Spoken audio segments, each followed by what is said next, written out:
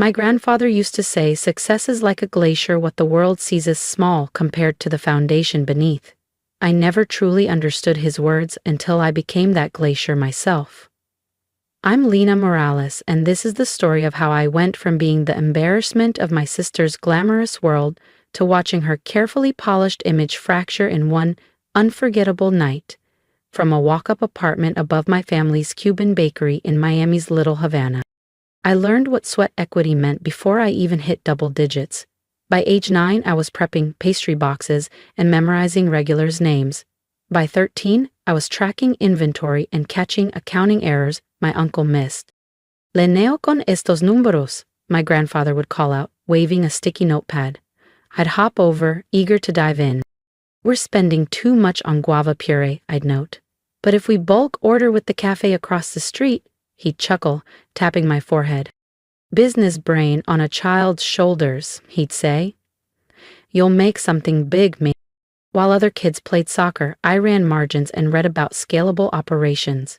My parents worked sunrise to midnight to fund my scholarship at NYU. I owed them more than just good grades. At 23, I built a data-driven microloan platform that gained traction in immigrant communities. By 28, it became a multi-million-dollar venture, Solera Capital. Still, I kept quiet, preferring the shadows. That's when I met Ryan. It was at a tiny used bookstore off Coral Way. I was in yoga pants and an old college tee, skimming finance articles on my tablet, when he clumsily knocked over a stack of books. "Whoa, sorry," he said, reaching to help. "No worries," I replied, laughing. "I'm Lena." "Ryan, let me buy you a cafecito for the mess." That cafecito led to lunch, and eventually everything else. Ryan wasn't chasing IPOs. He was a public school civics teacher, grounded, genuine, and deeply committed to social equity. He cared about people. When Ryan proposed 6 months later, I said yes, without hesitation. My family was thrilled. Except for my sister, Camila.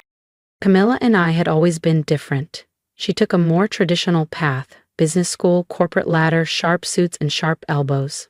As the marketing director of Vallon & Cross, one of Miami's top investment firms, she thrived on prestige. And she made it clear that while she loved me as a sister, she didn't quite respect me as an equal. "So," she said during a family dinner at her parents' house in Coconut Grove, swirling her wine like a judge at a tasting, "you're still running the bakery and your little app thing?" I could have told her that little app had just signed a multi-year contract with one of the largest private equity groups in the Southeast. But I didn't. Maybe I was still holding on to the quiet satisfaction of being underestimated. "I'm still involved in both." "Yeah," I said, sipping my cafecito. "Well, someone has to keep the pastries flowing," she said with a smirk. "I mean, not everyone can land a C-suite track position." Herman jumped in with her usual diplomatic tone. "Camila just closed a huge campaign for Vallon & Cross. The CEO personally thanked her." What they didn't know was that Vallon & Cross had been licensing analytical tools for my company for over a year, and were currently in talks to expand. "That's wonderful," I said genuinely. Camila beamed, assuming victory. Months passed in that familiar pattern. Camila subtly putting me down at every family event, and Ryan gently encouraging me to brush it off. Then came the announcement. Camila was hosting a gala to celebrate her promotion to senior director. At the planning dinner, she turned to me with a smile like a blade. "Lena, since you've got experience with events and food service, would you mind helping manage the catering crew?" Mom clapped. What a perfect idea. Lena runs a business, she knows logistics. I met Camila's smug gaze and smiled. "Of course, I'd be happy to." "Of course," I said calmly. "I'd be happy to help." Later that evening, Ryan tried to pull me aside, guilt clouding his expression. "You don't have to go through with this," he whispered. "We can tell them you're sick or had a work emergency." But my mind was already spinning. "No, I want to help," I said gently. After all, it's a big night for Camila. Everything should be flawless. What no one at that table knew was that just that morning, I'd received an intriguing email. The CEO of Vallon & Cross, yes, Camilla's firm, James Vallon himself, wanted to meet the elusive founder of Solera Capital, me. Apparently he would be attending tonight's celebration. Suddenly, the pieces fell into place. And for the first time since my sister's relentless jabs began, I smiled. Not politely, not to keep the peace, but a smile born of anticipation.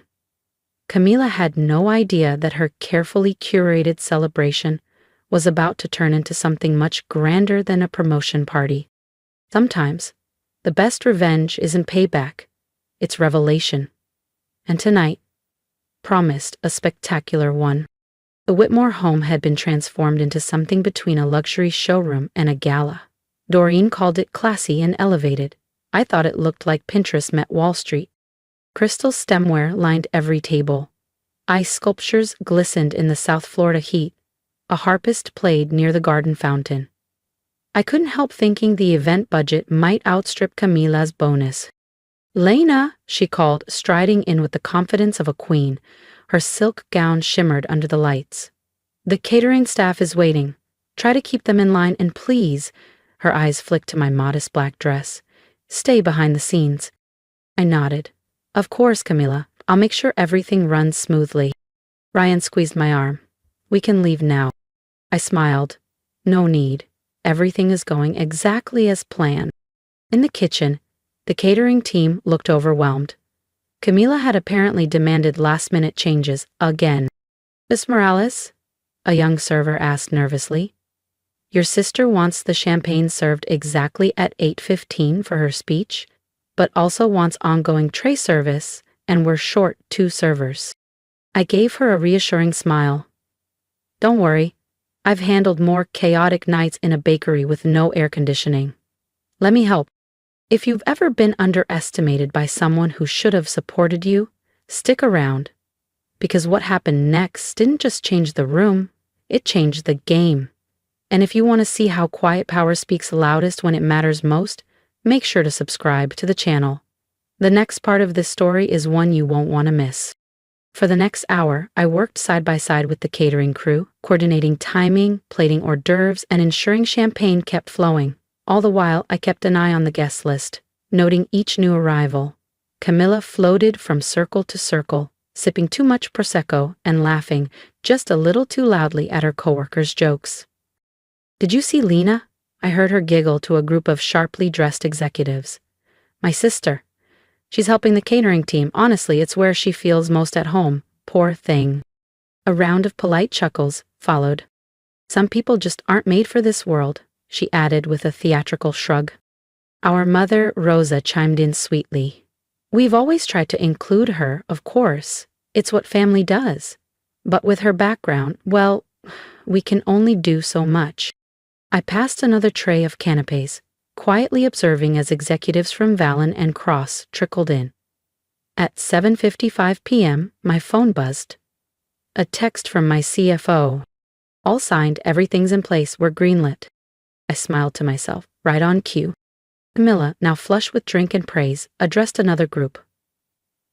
When Ryan first introduced me to his girlfriend, my sister, I thought he was joking. A baker/applicant prowler? But our mother says charity begins at home. Speaking of charity, Rosa added, we're thinking of helping her with a small down payment on a modest condo. Not too close to Coral Gables, of course, but something manageable. Just then, a stir swept across the room. James Vallon had arrived. Camilla nearly tripped over her heels in her rush to greet him. "Mr. Vallon, we're so honored to have you." Dressed in a bespoke navy suit, he scanned the room. Then his gaze landed on me. His brow furrowed briefly, recognition flickering. Camilla laughed nervously. "Oh, don't mind her. That's my sister Lena. Just helping with the service. Let me show you the marketing deck I've prepared." "Actually," James interrupted, still staring at me. "Isn't that—" I passed my tray to a waiter and stepped forward. "Lena, please," Camilla hissed. "Mr. Vallon doesn't need a drink. Just go back to the kitchen where you—" "Hello, James," I said evenly. "Thank you for coming tonight." His face lit up. "Mrs. Morales, I didn't expect to see you serving drinks at your own celebration. My own? Camila's voice rose sharply, brittle with disbelief. Well, yes, James Valen continued smoothly, given that Solera Capital has just acquired a controlling interest in Valen and Cross. I assume this event was organized to announce the merger. He turned to me, smile restrained but amused. Unless you wanted to keep that under wraps a bit longer? Silence fell across the entire estate. Even the string quartets stopped mid-note. You could hear the clink of ice in untouched glasses. Camila's flute of Prosecco slipped from her fingers, shattering across the marble floor. There must be some mistake, she stammered. Lena. She's a baker. She runs that little shop in Little Havana. James chuckled softly. Mrs. Morales is the founder and CEO of Solera Capital, which, as of today, owns 51% of my firm, and, by extension, your department. He turned to me again, eyes gleaming. Those data stream optimizations you recommended? Absolutely brilliant. Our engineers couldn't stop raving. Across the room, Rosa grabbed onto the edge of a chair, pale and speechless. This can't be. Lena doesn't. She couldn't be. Oh, but I am, I said quietly, but in the stunned silence my words echoed. Solera Capital has been mine from the start, and as of 10 minutes ago, we officially own a majority stake in Valen and Cross. I turned to face Camilla. Including marketing. Her face had gone pale, her mouth opening and closing with no sound. But all those times you dismissed me, I finished for her. Treated me like I didn't belong, like I should be grateful just to stand near your world. Ryan pushed through the stunned crowd. Lena, why didn't you tell me? Would it have changed anything? I asked, voice soft. Would you have stood up for me if you knew I was wealthy? Because you didn't when you thought I wasn't. He stepped back, speechless. James cleared his throat. Well, since everyone's gathered, shall we make it official? Solera Capital's new leadership of Valen and Cross. Gladly, I replied. Then I turned to Camila, smiling. I believe you had a speech for Forgive It. Would you like to give it, or shall I? Camila trembled, then fled the room. Rosa followed in stunned silence. I lifted a champagne glass from a passing tray and gently tapped it. Ladies and gentlemen, I said, stepping forward, if I may have your attention. The ripple from that moment would shake my family to its core, and we were just getting started. Ryan had drifted toward the back of the room, looking dazed. My mother, Rosa, was nowhere in sight, likely having gone after Camila. My father, Hector Morales, who'd always been the quietest at gatherings, stood by the cocktail bar, nursing an empty glass and staring into it thoughtfully. After the formal announcement, James Valen pulled me aside. Well, he said, eyes twinkling, that was one of the more entertaining business reveals I've ever witnessed. Though I have to ask, why let them think you were just a baker for so long? I sipped my champagne, letting the question breathe. Because people reveal who they are when they think you're beneath them. He nodded. Well, their loss is our gain. I look forward to working with you properly, this time. As the party wound down, Camila reappeared. Makeup patched, composure forced, and fury barely restrained. She stormed straight toward me. You humiliated me, she hissed, in front of every major contact I built. No, Camila, I said, my voice calm. You humiliated yourself. I simply didn't stop you. I'll resign, she snapped. I won't work for you. That's your decision. But before you walk away, understand this. Every major firm in Miami already knows what happened tonight. Your comments about people like me while insulting your own CEO? That won't go unnoticed. Her shoulders sagged slightly. What do you want from me? I want you to learn. Starting Monday, you'll be working with our community outreach team. We're launching a program to support local restaurants and small businesses with better financial tools. She blinked. Reporting to who? To my mother, I replied. She still runs the family bakery. By choice, not desperation. She'll be leading the initiative. Camila's mouth opened, then closed. Then Rosa appeared right behind her. Lena, Surely we can talk this through privately, she said, her voice cracking. We're family, after all. I turned to face her fully. Family? For 3 years, you made me sit with the catering staff, cropped me out of photos, and talked about me like I was a charity case. When, exactly, did I become family? We didn't know, she murmured, that I had money. That's the point. You assumed I wasn't worth respect because you thought I was poor. That's when Hector stepped forward, setting down his glass. Everyone turned to look. She's right, Rosa. We've treated her terribly. My father, Hector, said, his voice low but firm as he turned to my mother. I sat by, he continued, looking at me now, and watched our values decay into pride, prejudice, and shallow appearances. Maybe it took this to wake us up. Finally, Ryan stepped forward. The room had emptied, leaving only the family and the wreckage of assumptions. Why didn't you tell me? He asked quietly. I wanted to, I replied. So many times. But every time you stayed silent while your family mocked me, I realized something. If you couldn't respect me as a baker, then you didn't deserve to know me as a CEO. I love you, he said, desperation thick in his voice. Love without respect isn't love that lasts, Ryan. Every time you let your family treat me like less than human, you revealed what our relationship was really worth. I can change, now that I understand. I looked at him, unmoved. Now that you understand I'm rich, that's not growth, that's adaptation. I slipped off my wedding ring and placed it on the edge of the marble table. I filed for divorce last week. You'll be hearing from my attorney. Lena, please. I turned to Camila. I'll be meeting with Valen and Cross's board tomorrow, but you'll be reporting to my mother at the bakery on Monday. She doesn't tolerate lateness. Then I looked at Rosa. The estate looks lovely tonight. You should enjoy it while you can. Her eyes narrowed. The bank approved my bid this morning. It's now the Morales Foundation for Opportunity, our new nonprofit headquarters for training and uplifting Florida's service workers. Their stunned expressions were priceless, but I didn't linger. Outside, the warm breeze brushed past me as my phone buzzed.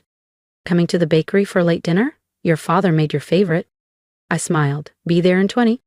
20 minutes later, I was back where it all started, at my parents' bakery, eating empanadas and laughing about the evening's chaos. People like that, Mom said, shaking her head. They need hard lessons. Success without humility, Dad added, is like sugar without yeast, looks sweet, never rises. As I helped close up, yes, the CEO of Solera Capital still wipes counters, I thought about the journey. The little girl who once counted coins now counts capital in billions. But my true wealth? It's always been respect, integrity, and the courage to know my worth. If my story reminded you of your own journey, of being underestimated, dismissed, or told you weren't enough, I'd love to hear from you. Share your story in the comments. Let's build a space where quiet strength is celebrated. And if you believe that respect matters more than status, that success without humility means nothing, subscribe and stay connected.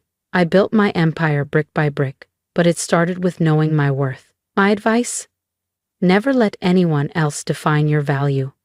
Keep building, even when no one's watching. Especially then, because that's when character, not just success, is truly made.